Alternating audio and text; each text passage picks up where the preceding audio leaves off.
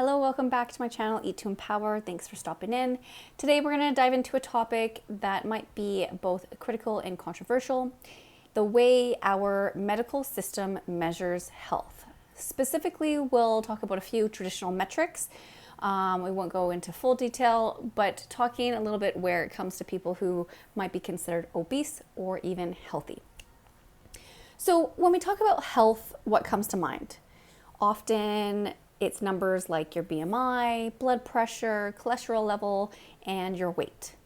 And these metrics have been a long part of our medical system's definition of health.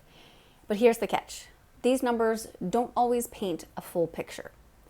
Take BMI, for instance, body mass index. It is a simple calculation using height and weight. It's widely used to categorize individuals as underweight, normal weight, overweight, or obese.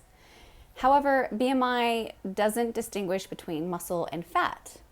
So an athlete with high muscle mass could be categorized as overweight or obese, even if they are in peak physical condition.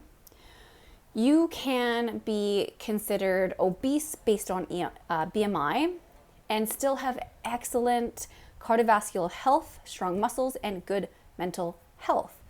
But the reverse is also true. Someone with a normal BMI might have a poor diet, sedentary lifestyle, and high stress levels. So what does being healthy even mean? Health is multidimensional. It encompasses physical, mental, and emotional well-being.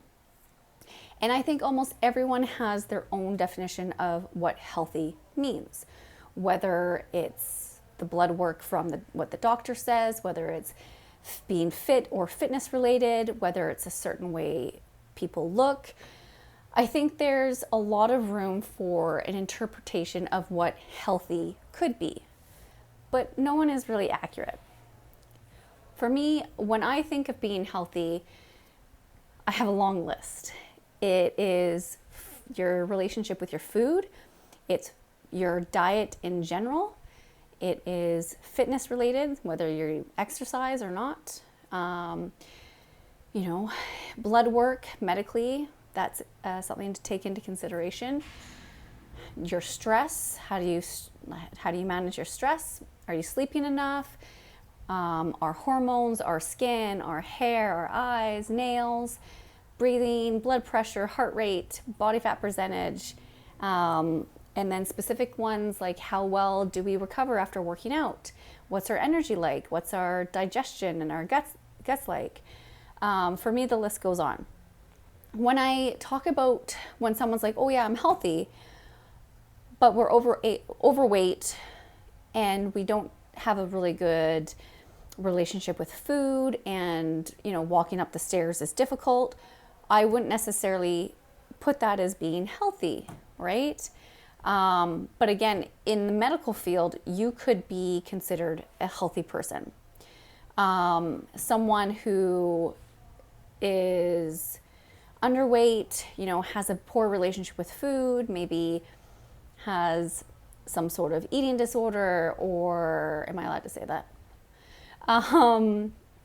Doesn't work out, has high stress, doesn't sleep, and, can't handle a lot of mental hardship.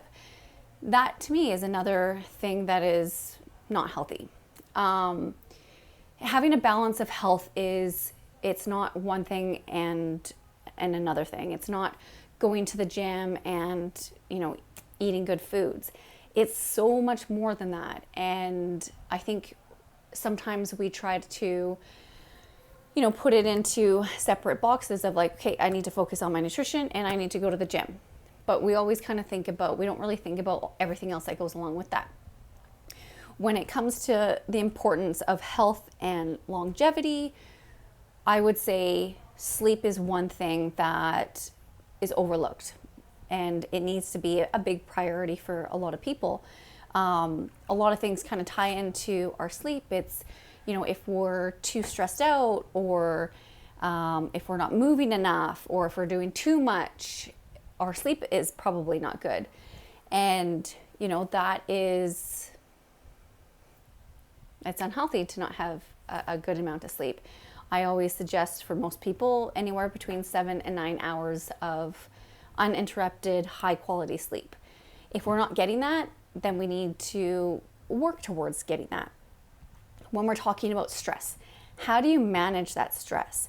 If you have a high stress situation in your life, does everything kind of fall off the rails? Does your diet go sideways? Do you stop going to the gym? Does your sleep get disrupted? So, having tools and resources to properly manage your stress is also a form of overall health and well-being.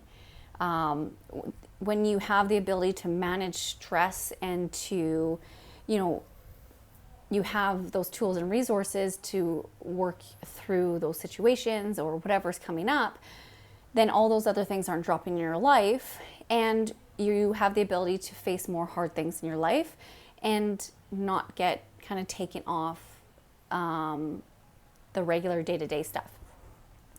If we're unable to do just general things like walking up the stairs and getting, not getting out of breath, or if you're walking up the stairs and you're out of breath, that's probably not a good sign. That's probably a sign where you need to put a little bit more focus in your exercise and your fitness side.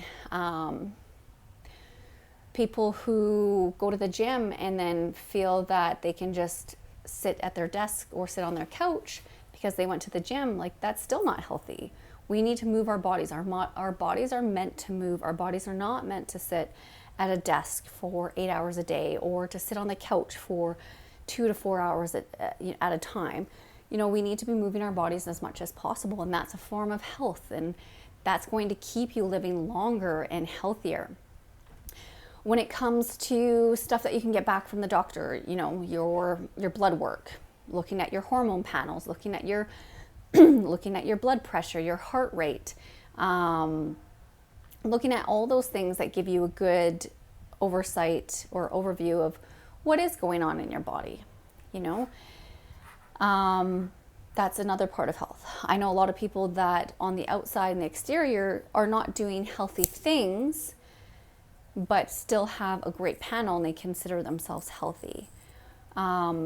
Taking care of yourself to the point where we have a healthy body fat percentage is crucial, because having that extra body fat leads to so many possible issues in the future that, again, don't align with a healthy living.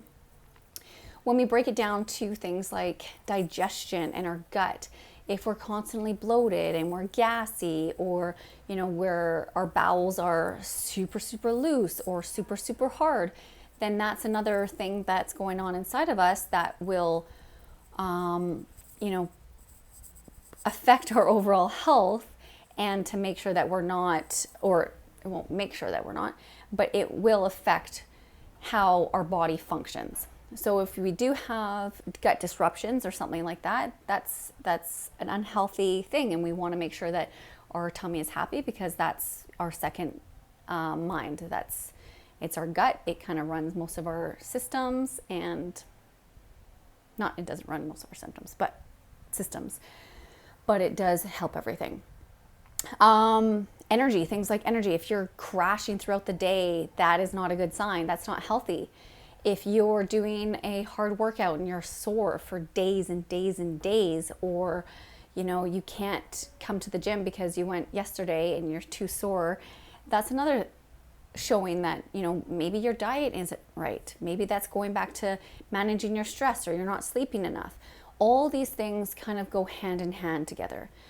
You can have all these things aligned. That, I would say, that would be promoting a healthy life. When I talk about food relationship, this one is a kind of a touchy subject, but it does resonate with a lot of women.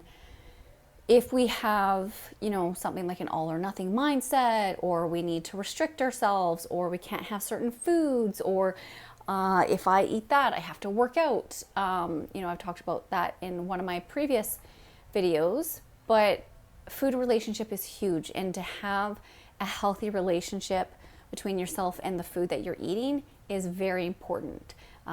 It it does just go hand in hand with overall health.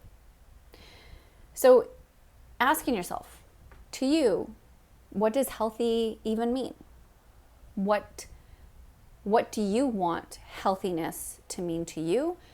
And are you doing the right stuff that align with the goal of you being healthy?